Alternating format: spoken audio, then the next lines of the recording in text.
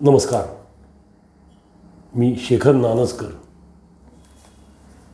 निसर्ग पाहायला जायची आवड अनेकांना असते, पण निसर्ग कुठं पाहायला जायचं हे तसं शहरी माणसांना पटकन सापडणं अवघड असतं. तसा निसर्ग शहरामध्येही असतो. म्हणजे पुण्यामध्ये म्हणलात तर पर्वतीय युनिव्हर्सिटी आहे. काही असे भाग आहेत की ज्या ठिकाणी अजून थोड्याफार प्रमाणामध्ये निसर्ग अस्तित्वात आहे, पण इथं परिपूर्ण निसर्ग नाही. काही झाडांचे पुंजके आणि त्या पुंजक्यामध्ये असलेला तो निसर्ग फार छोट्या प्रमाणात आहे. म्हणजे काही प्रमाणात पक्षी दिसतात, पण ज्याला वन्यजीवनाचं इंडिकेशन म्हणावं असं शहरामध्ये फारसं आढळत नाही. शहरं संपून जिथं गावांना सुरुवात होते तिथे थोड्याफार प्रमाणामध्ये निसर्ग वाढलेला आपल्याला दिसतो. म्हणजे काही वेगळी गवतं असतात, काही जास्त प्रकारची झाडं असतात, शेती सुरू होते आणि या शेत जमिनीमध्ये काही प्रकारचे वेगळे प्राणी किंवा प्राणी जीवन आपल्याला दिसायला लागतं. जसं पुण्यामध्ये एकेकाळी सहज पर्वती भागामध्ये विंचू दिसायचे, खूप सापही दिसायचे, अनेक प्रकारचे पक्षी, अगदी घुबडं, गिधाडं, गरुडसुद्धा हे सहकारनगर भागामध्ये दिसायचे. पण ह्याला झाली कमीत कमी 40पेक्षा जास्त वर्ष. आता या ठिकाणी यातलं काहीच उरलं नाही. पण ज्या ठिकाणी शेती सुरू होते या ठिकाणी या वेगवेगळ्या प्रकारचे पक्षी, हे छोटे प्राणी हे आपल्याला दिसायला लागतं. जसं पूर्वी शहरामध्ये सरडे दिसायचे, एकेकाळी मी शहरामध्ये काजवेसुद्धा पाहिलेले आहेत. पण आता हे सगळं पुण्यातनं नष्ट झालं, पुण्याच्या वेशीच्या बाहेर गेलं. आणि ती वेस म्हणजे जिथं शेतं सुरू होतात ही वेस आहे. या वेशीच्या पलीकडे थोड्याफार प्रमाणामध्ये निसर्ग अस्तित्वात आहे. जसं शहरांच्या आसपास कोल्हे दिसतात, शेतांमध्ये कोल्हे येतात, काही वेळेला ससे येतात, काही प्रमाणामध्ये हे जीवन हे शेतींच्या आसपास उपलब्ध आहे.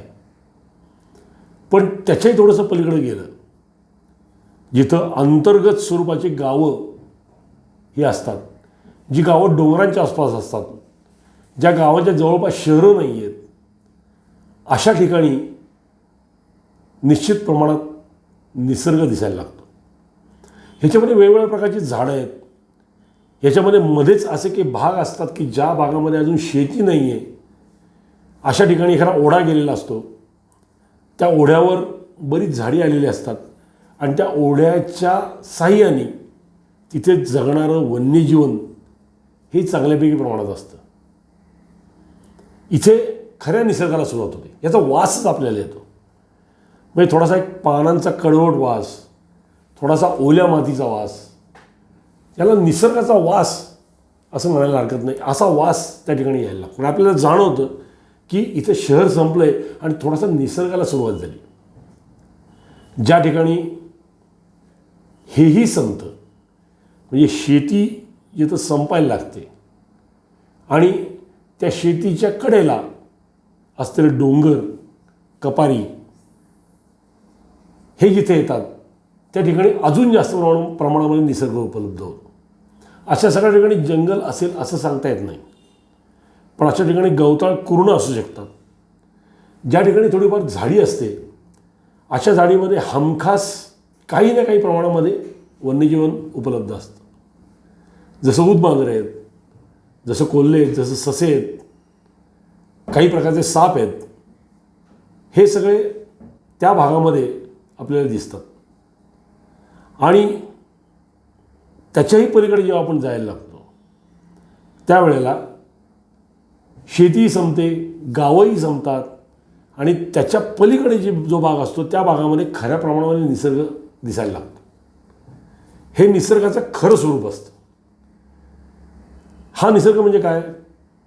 तर ज्या ठिकाणी माणसाच्या पाऊलखुणा जवळपास दिसेनाशा होतात, किंवा ज्या प्राणीवाटा ज्या वाटा असतात त्या वाटांवर गुरांचं शेण दिसत नाही.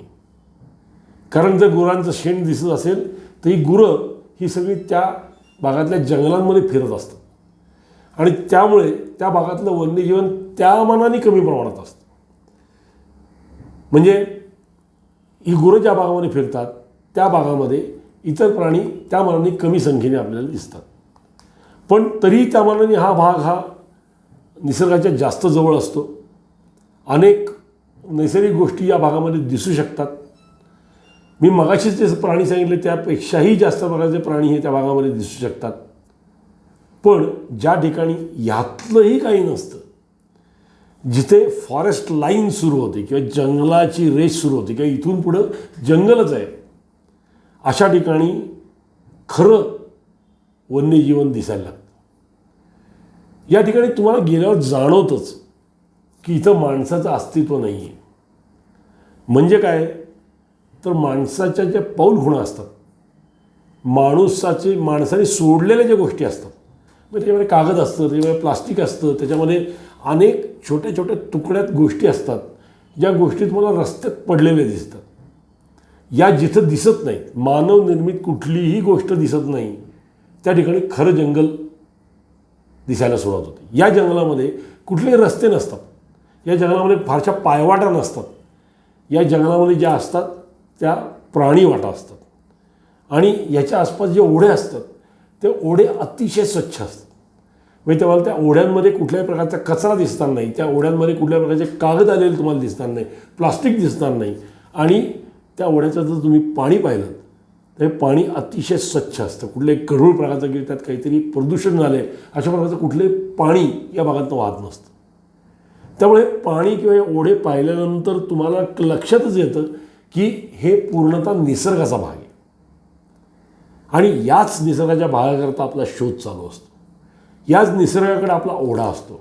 आपल्याला असा निसर्ग पाहायचा असतो की ज्या निसर्गामध्ये माणूस नाही आहे किंवा ज्या निसर्गामध्ये इतर प्राण्यांचं राज्य आहे किंवा त्यांचं अस्तित्व चांगल्या संख्येने आहे, असं आपल्याला पाहायचं असतं. आणि हाच खरा निसर्ग आहे. हा निसर्ग पाहण्याकरता कमीत कमी पुण्यापासून 100-150 किलोमीटर पलीकडे जायला लागतं.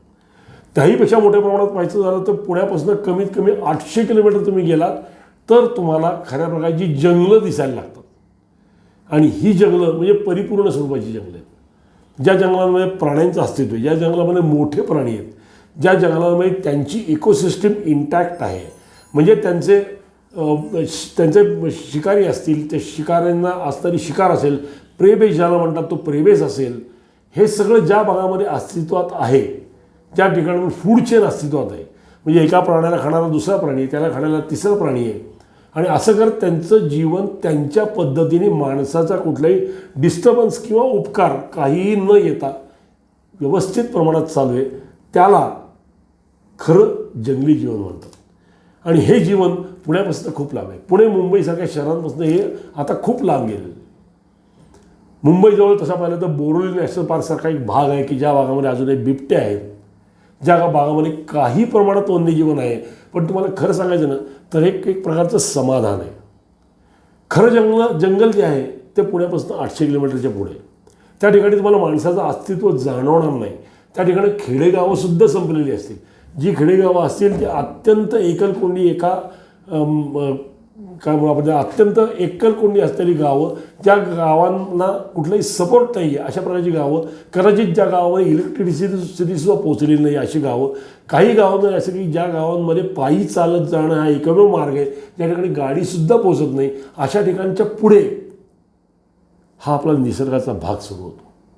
आणि तुम्हाला मला जी ओढ आहे, जी निसर्ग पाहण्याची ओढ आहे, ती असा निसर्ग पाहण्याची. मग असा निसर्ग कसा असतो, काय चालतं अशा निसर्गामध्ये, हा सगळा भाग आपल्याला जाणून घ्यायचा. या भागात असलेलं प्राणी जीवन, त्यांचं रहनसहन, त्याच्या राहण्याची पद्धत, त्यांची तिथली असलेली सिस्टीम, ज्या सिस्टीममध्ये माणूस कुठेही मध्ये येत नाही असं परिपूर्ण निसर्गाचं जीवन, जंगली जीवन हे आपल्याला बघायचं. आणि ह्याच्या पुढच्या सिरीजमध्ये आपण यातले एक एक टप्पे पाहत राहणार.